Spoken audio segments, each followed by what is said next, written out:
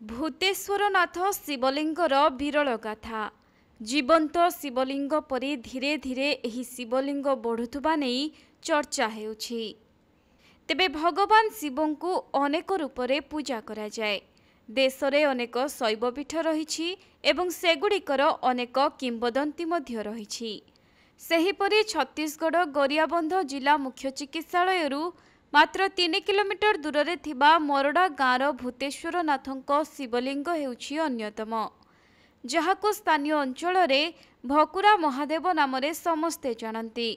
एहार उच्चता एबे 18 फुट एवं चौड़ा 20 फुट।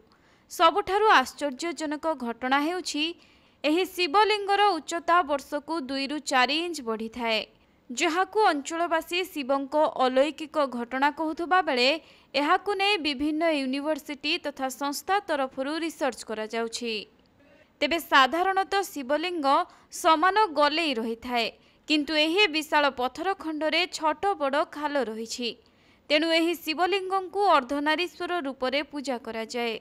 शिवलिंगर सठिक तथ्य एबे काहा पाखरे नथिबा बेले घंच जंगल मध्यरे प्राय 60 वर्ष तले एहार संधान पाइथिले स्थानीय लोके।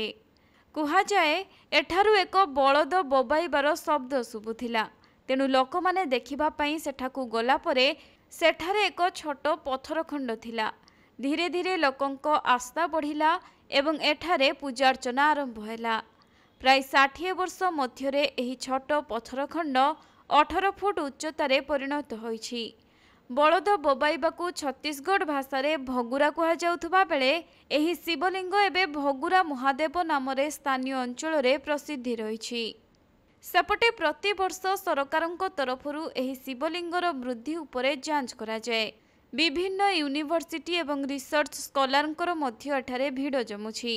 आउ एठाकू अनेक पर्यटकଙ୍କ सुଅ ମଧ୍ୟ छुटुछि।